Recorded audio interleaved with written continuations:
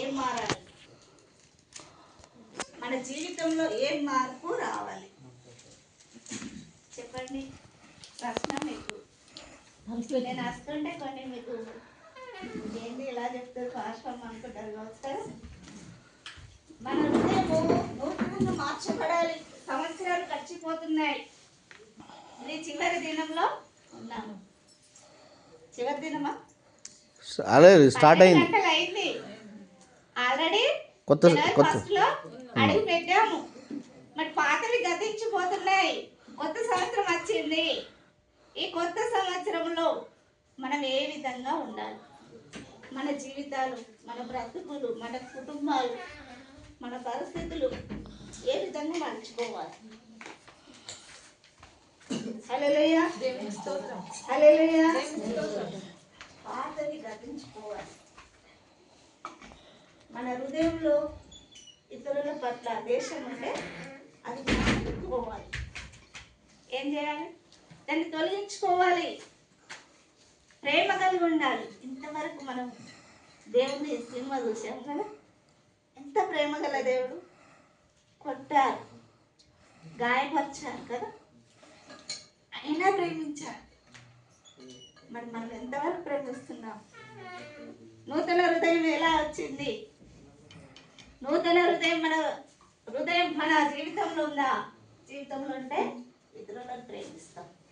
మొదటి ప్రేమ మన హృదయంలో ఉండాలి. సంవత్సరాలు గడిచిపోతున్నాయి, రోజులు గడిచిపోతున్నాయి, నెలలు గడిచిపోతున్నాయి. అయినా మనము ఏ స్థితిలో ఉంటున్నామో అదే స్థితిలో ఉంటున్నాం. పోయిన సంవత్సరము ఈ చర్చిలో ఎంతమంది అయితే కనబడ్డారో ఇప్పుడు అంతే ఉన్నారు. తగ్గిపోయింది కూడా. మరి సంవత్సరాలు గడిచిపోతున్నాయి కదా కదా. మన హృదయాలు మారినట్టు చెప్పాలి. ఎవడైనా క్రీస్తునందు ఉన్న ఎడల వాడు నూతన సృష్టి. నువ్వు నూతనంగా మారుతూ ఇతరులను నూతనంగా మార్చే విధంగా నువ్వు కనబడాలి. కనబడడమే కాదు, ఆ విధంగా జీవించాలి. కొన్ని విషయాలు మాకు నిలబడ్డాయి. ఆ సంఘం ఎందుకు అభివృద్ధి చెందుతలేదు ప్రభు, కొత్త వాళ్ళు ఎందుకు వస్తలేరు అని చాలా బాధపడ్డ రోజులు. కొందరు ఒక్కొక్క రకంగా చెప్పడం వల్ల బాగా అనిపించింది. వాళ్ళే చూసుకుంటారు కానీ కొత్త వాళ్ళని కేర్ చేయరు. అది వాళ్ళ సంఘమే. వాళ్ళ దగ్గరకు పోతే ఇతరుల బాధలు తెలుసుకోరు. అలానేనా మన కొత్త జీవితం? సంవత్సరాలు గడిచిపోతున్నాయి కదా, నూతనంగా మార్చబడాలి కదా. నూతనంగా మార్చబడితేనే కదా మన క్రియలు, మన ప్రవర్తన బయట కనబడుతుంది. మన క్రియలు బట్టే కదా ఇతరులు రావడానికి అవకాశం ఉంటుంది. మన ప్రవర్తన కదా, మన మాట తీరు కదా. క్రీస్తు ప్రేమ ఏ విధంగా ఉంది, మన ప్రేమ ఏ విధంగా ఉంది? పాతవి గతించిపోతున్నాయి. నీ జీవితం కూడా పాతయన్ని పాతి పెట్టాలి. ఏం చేయాలి? పాతవి అన్ని పాతి పెట్టాలి. నూతనంగా మార్చబడాలి. నువ్వు ఒక్కరోజు మార్చబడితే సరిపోతుందా? మీ కుటుంబం ఒక్కటే, మీరు ఒక్కరే బాగుంటే సరిపోతుందా? మరి ఆ పని ఎవరు చేయాలి? ఎవరు చేయాలి? సంవత్సరాలు గడిచిపోతుంటే మన కళ్ళ ముంగట ఎంతోమంది నశించిపోతున్నారు కదా, ఎంతోమంది బాధలో ఉన్నారు కదా. మరి మనం ఏం చేయగలుగుతున్నాం? ఫస్ట్ మనం మారుతున్నామా? చూడండి, ఎఫెసీయులకు రాసిన పత్రిక 5వ అధ్యాయము. నేనైతే వాక్యం ప్రిపేర్ కాలేదు, దేవుడు ఇచ్చిన కొద్ది మీకు చెప్పగలుగుతున్నా అంతే. 5:15 చదవండి. దినములు చెడ్డవి గనక మీరు సమయము పోనివ్వక సద్వినియోగం చేసుకొనొచ్చు. అజ్ఞానుల వలె కాక జ్ఞానుల వలె నడుచుకున్నట్లు జాగ్రత్తగా చూచుకొనుడి. చూడండి, దినములు గడిచిపోతున్నాయి. దినములు గడిచిపోయినాయా లేదా? గడిచినాయా లేవా? అందరు సైలెంట్ ఉన్నారు. 365 రోజులు పోయినాయి. గడిచిపోయినాయి. మరి ఆ సంవత్సరంలో ఏం చేస్తాము? పోయిన సంవత్సరము మనం ఏం చేస్తాము? చివరి దినంలో ఉన్నాము, అయిపోయింది ఆల్రెడీ. కొత్త సంవత్సరంలో అడుగు పెట్టాము. దినములు చెడ్డవి, సమయాన్ని పోనివ్వక సమయాన్ని సద్వినియోగం చేసుకోవాలట. సమయం ఉంటే ముచ్చట్లకే వెళ్తాం. సమయము పనులంతా తిన్నాక కొంచెం సమయం దొరికితే ఏం చేస్తుంటాము? లేనిపోని ముచ్చట్లన్నీ వస్తాయి. ఆ సమయంలో మరి దేవుని గురించి 4 మాటలు చెప్దాం. ఒక్కరోజు కాకుండా ఒక్కరోజు నాకు ఫలిస్తుంది, దేవుడు మన హృదయాన్ని మార్చి నడిపిస్తాడు అన్న ఆలోచనలు మనకు ఉంటాయా? ఉంటాయా? మరి మనకే లేనప్పుడు ఇతరులు ఎలా మారుతారు చెప్పండి? సమయాన్ని పోనివ్వమంటున్నాడు ప్రభు, సమయాన్ని సద్వినియోగం చేసుకోమంటున్నాడు ప్రభు. అజ్ఞానుల వల్ల ఇంకెంతకాలం ఉందాం? జ్ఞానుల వల్ల ఉండద్దా? చక్కటి జ్ఞానం ఇచ్చాడు దేవుడు, మీకు అందరికి ఇచ్చాడు, మీకు నాకు. దాన్ని దేనికి ఉపయోగిస్తున్నాం? దేవుని పరిచర్య కొరక, మన పనుల కొరక, దేనికి చెప్పండి? కొంచెం దమ్మొస్తుంది, చలికాలం దమ్మొస్తుంది, ఏమనుకోవద్దు. చెప్పండి, సమయాన్ని పోనివ్వద్దు అంటున్నట్లు. సండే వచ్చిందంటే ఆ సండే మర్చిపోతాం.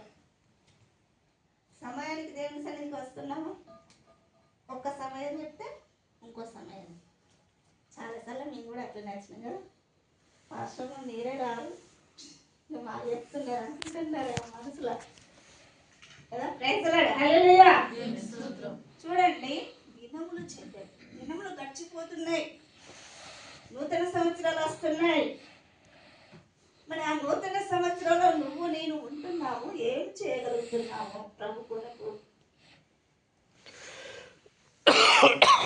చెప్పండి. నూతన ఆశీర్వాదములు రావాలంటే ఎలా? మా ఇంటెనక చెట్టేనా ఎప్పుడైనా తెంపుకుంటాం ఆశీర్వాదాలు. ప్రార్థన ఎలా చేసుకుంటాం తెలుసా? కొందరైతే ప్రభు నాకు ఈ సంవత్సరం పెళ్లి కావాలి, ప్రభు ఈ సంవత్సరం నాకు మంచి పనులు దొరకాలి, డబ్బు బాగా సంపాదించాలి, ఇంకా ప్రభు ఈ సంవత్సరం నాకు గర్భఫలం కావాలి. ప్రభుని అడుగుతుంటున్నాం. మరి మనం మారుతున్నామా? మనం మారి ఎంతమందిని ప్రభు సన్నిధిలోకి నడిపిస్తున్నాం? ప్రభు పరిచర్య ఎంతవరకు కొనసాగిస్తున్నాము? అందరిపైన భారం ఉంది. ఒక పాషమ్మ, రాకేష్ అన్న, రమ్యక్క, వీళ్ళు మన అందరినీ కాదు, అందరిపైన భారం ఉంది. ఆ భారం ఎంతవరకు చేస్తున్నాము?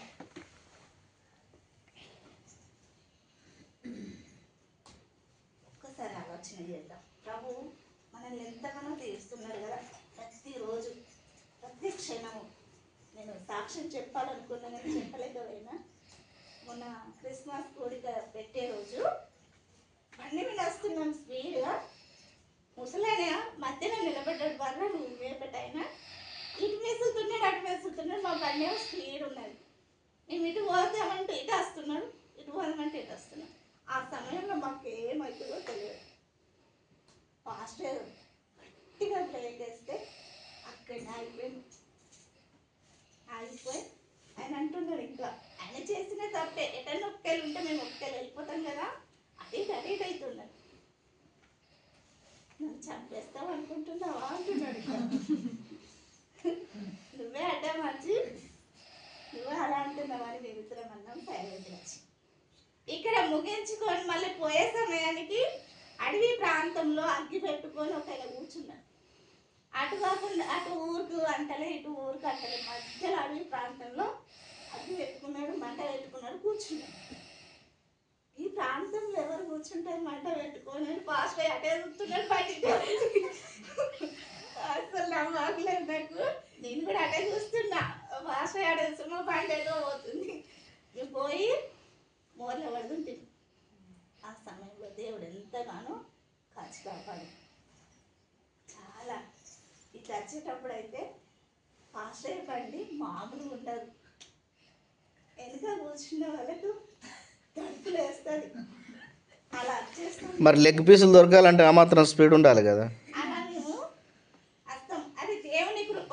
మా సమయానికి ఇక్కడ రావడానికి, బండి స్వాధీనంలో ఉంచుకోవడానికి దేవుడు చేసిన కృప, దేవుడు సహాయం చేసిన కృప. లేకపోతే ఆయన కృప లేకపోతే నిజంగా ఇక్కడికి వచ్చి సేవ చేసే వాళ్ళమే కాదు. ఎన్నిసార్లు అంటే అన్నిసార్లు దేవుడు తప్పించాడు.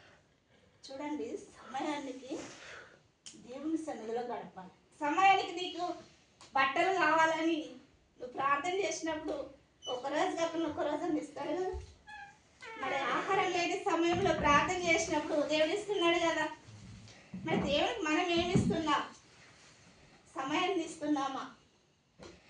ఆదివారం వస్తే ఒక ఆదివారం పోదాం లేదు, ఇంకో ఆదివారం ఉందిగా, అది సమయం కేటాయించినట్టు కాదు.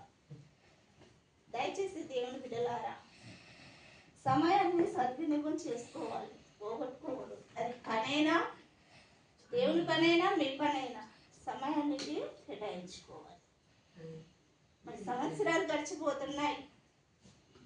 ఎంతమందిని మనం ప్రభులోకి నడిపిద్దాం. దేవుని యొక్క ఆశీర్వాదములు రావాలంటే నువ్వు ప్రభు సన్నిధిలో నిలబడి ప్రభుని అడగాలి. మంచిది. ఆయన ఆశీర్వాదం, నూతన ఆశీర్వాదములు రావాలంటే చదువుకుందామా? ఒక్క నిమిషం, నేను 2 రాసుకున్నాను, అది చెప్పగలుగుతా. ప్రభు నూతన ఆశీర్వాదాలు కావాలి మీకు కదా. కీర్తనలు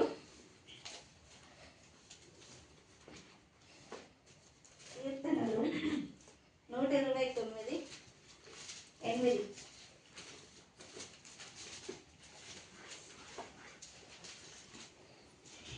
కీర్తనలు 129:8 తీసేలా. పగటి మేలుటకు ఆయన సూర్యుని చేసెను, ఆయన కృప నిరంతరం ఉండును. రాత్రి నేలుటకు ఆయన చంద్రుని నక్షత్రమును చేసెను, ఆయన కృప నిరంతరం ఉండును. ఐగుప్త దేశంలో తొలి చూపులను ఆయన హతం మాత్రమే చదువు. 8 మాత్రమే చదువు.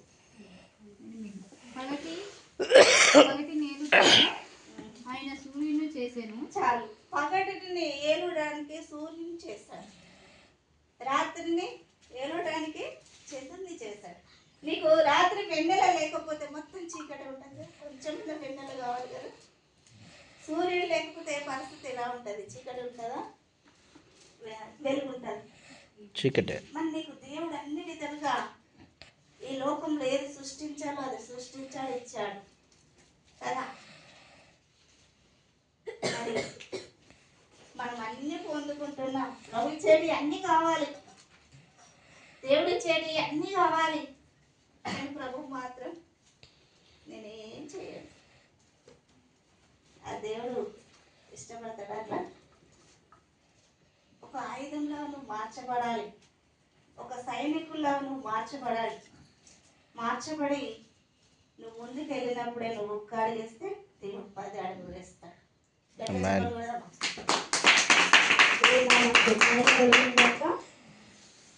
ఇంకా చదువుకుందాం. అదే కీర్తనలు 133.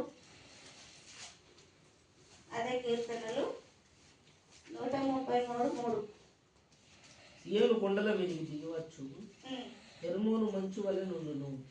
ఆశీర్వాదము శాశ్వత జీవము అతడు నుండవలనని యెహోవా సెలవిచ్చి ఉన్నాడు. ఆశీర్వాదము యెహోవా ఇచ్చే శాశ్వతమైనట, శాశ్వతమైన జీవం. మరి జీవం కావాలంటే మన మారుమనసు లేక మన ఇష్టానుసారంగా ఉండి మన దేవుని సన్నిధికి వచ్చి ప్రభువా నీ నిత్య రాజ్యం నాకు కావాలి అని ప్రార్థన చేస్తే దేవుడు ఇస్తాడా? ఇస్తాడా? చెప్పండి, ఇస్తాడా? మరి మనము మన మాటలు కానీ, మన ప్రవర్తన కానీ, మన క్రియలు కానీ, మన వస్త్రాలు కానీ ఏదైనా అన్యులకు వెలుగుగా ఉండాలి. అన్యులకు వెలుగుగా ఉండాలి. అన్యులకు ఉప్పుగా ఉండాలి. నువ్వు ఉప్పు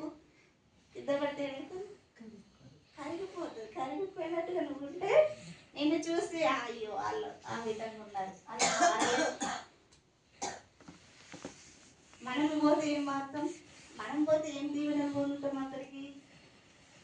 ఎవరు కూడా రావడానికి మనసు ఒప్పదు. దయచేసి ఏదో మమ్మల్ని హెచ్చరిస్తుంది, మమ్మల్ని ఏదో మాట్లాడుతుందని అనుకోకూడదు. ప్రభు మాట్లాడుతున్న మాటలు దేవుని యొక్క ఆశీర్వాదంలో నిత్య జీవం అన్నమాట. ఆ నిత్య జీవము నీకు ఇవ్వాలని ప్రభు ఎంతో ఆశ కలిగి ఉన్నాడు. ఆయన కోసం ఒక్క రోజైనా మనం ఉపవాసం ఉన్నాము. సంఘం కొరకు ఒక్క రోజైనా ఉపవాసం ఉండి కన్నీరు కాచామా? ప్రభువా, మా సంఘం చిన్నదయ్యా, అనేకులు రావాలి. మీకు ఇప్పుడు 10 మంది ఉన్నారు, ఇంకో 10 మంది వస్తే ఎంత బాగుంటుంది చెప్పండి. ఆ 10 మందిని ఎవరు నడిపించాలి? మేమా లేదా? ఆ ప్రయాసం, ఆ భారం అందరిపైన మోపాడు. ఫస్ట్ నువ్వు ప్రార్థన చేయి. ప్రభా, నేను ఈ వ్యక్తి దగ్గరికి వెళ్తున్నాను, నువ్వు మాట్లాడు. ఫస్ట్ ఏం చేయాలి? ప్రార్థన చేసుకోవాలి. ప్రభా, నేను ఈ వ్యక్తి దగ్గరికి వెళ్ళి నేను మాట్లాడతాను. మాట్లాడి నీ మాటలు చెప్తాను. ఆమె జీవితాన్ని కదిలించు. ప్రార్థన చేసుకుని వెళ్ళాలి. సడన్గా వెళ్ళి ఏదో ముచ్చట పెట్టి చెప్పినాం అనుకో, దేవుని కార్యం జరగదు. ప్రార్థన, మొక్కల ప్రార్థన. నువ్వు నశించిపోతున్న వాడిని దేవుని సన్నిధిలో నిలబడితే దేవుడు నువ్వు ఊహించని రీతిగా దేవుడు నిలబెడతాడు. మన మధ్యలో ఇంతవరకు సాక్ష్యం విన్నాం. ఎవరి సాక్ష్యం? రక్షణ సాక్ష్యం. ఎవరిపైన భారం కలిగి ఉన్నారు వాళ్ళు? మరి కష్టపడితే వస్తాయి కదా కదా. ప్రతి విషయం దేవుని పైన ఆధారపడి ప్రార్థన చేసుకుంటూ పని చేసుకుంటే, నీ చిన్న దాంట్లో నమ్మకంగా ఉంటే అత్యధికంగా దేవుడికి చేస్తాడు.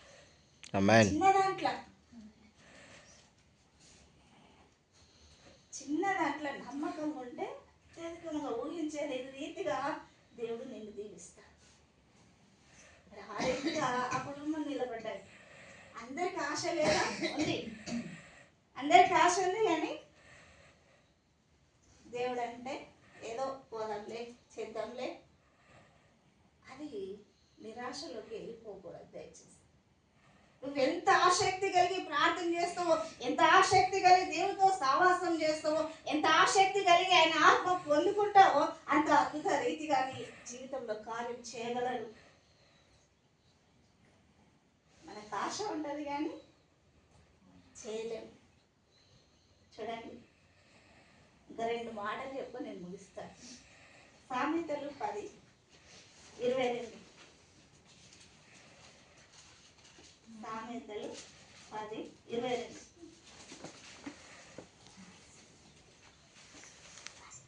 యెహోవా ఆశీర్వాదము ఐశ్వర్యం ఇచ్చును, నరుల కష్టము చేత ఆ ఆశీర్వాదము ఎక్కువ కాదు. చూడండి,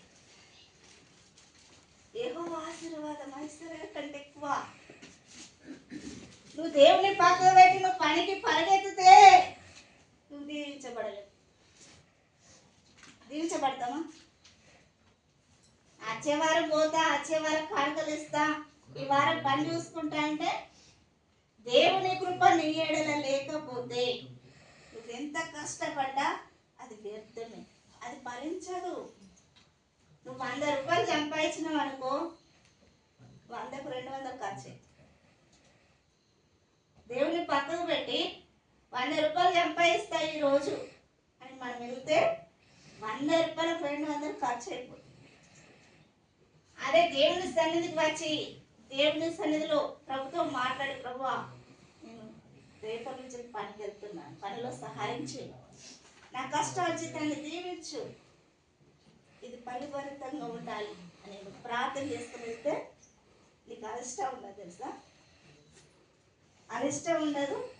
ఆ 10 రూపాయలు కూడా నీకు మనశ్శాంతి ఉంటుంది. మనశ్శాంతి ఉంటుంది.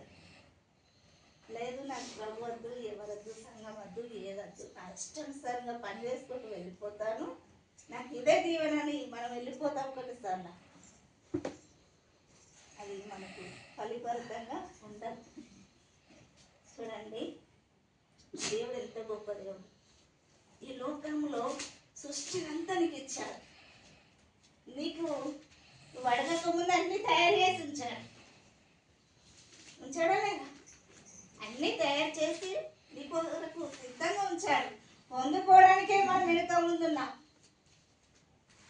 తండ్రిని అడిగితే ఇయ్యడా? ఇస్తాడా ఇయ్యడా? ప్రభుని అడిగితే ఇస్తాడా ఇయ్యడా? ఇప్పుడు మన కన్న తండ్రి ఉన్నాడు, మనకు ఒక వస్తువు అవసరం, ఏడుస్తాం కదా ఇచ్చేదాకా, ఏడుస్తామా లేదా? నాకు ఇది కావాలి ఖచ్చితంగా అని అడుగుతామా లేదా? ఇప్పుడు ఆ విధంగా ప్రభుని అడుగుతున్నాము. ఈ నూతన సంవత్సరంలో ఉంటున్నాం. నూతన సంవత్సరంలో మన జీవితంలో అద్భుతమైన కార్యములు ప్రభు చేయాలని ఎంతో ఆశ కలిగి ఉంటుంది. ఆ ఆశకు తగినట్టుగా నువ్వు జీవిస్తున్నావా? ఆశకు తగినట్టుగా మనం జీవిస్తున్నామా? జీవించిన ఏడల దేవుడు ఊహించని రీతిగా నా జీవితంలో ఆయన ఏం చేయాలో అది చేస్తాడు.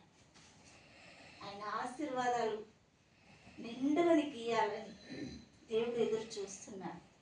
రెండు చేతులు చాపి, నా కుమారుడా, నా కుమార్తె రా నా యొద్దకు. ఏ ప్రభు నువ్వు వద్దు, నాకు అవసరం ఉన్నప్పుడు నీ యొద్దకు వస్తాను, నాకు ఇప్పుడు అవసరం లేదయ్యా అని వెళ్ళిపోతుంటాం కదా. కష్టం వచ్చినప్పుడు ప్రభువా ప్రభు అని మొర పెడితే నువ్వెవరో నాకు తెలియదు అంటాడట. ప్రభువా ప్రభు అని పలికినవాడు పరలోక రాజ్యం చేరాడట. అది ఎప్పుడు కష్టం వచ్చినప్పుడు ప్రభుని గుర్తు చేసుకోవడం కాదు, ప్రతి క్షణం, ప్రతి దినము, ప్రతి క్షణం నేను ఎంతగానో కాచి కాపాడుతున్న దేవుడు. ప్రయాణం వెళ్తున్నాం, క్షేమంగా ఇంటికి వస్తున్నామంటే దేవుని కృపన, మన కృపన? దేవుని కృప. ఇంట్లో సమయానికి ఏది ఉండదు, ఆ సమయానికి కాకుండా ఇంకో సమయాన్ని కూడా దేవుడు సమకూరుస్తాడు. అది ఎవరి ద్వారా అందుతుంది మనకి.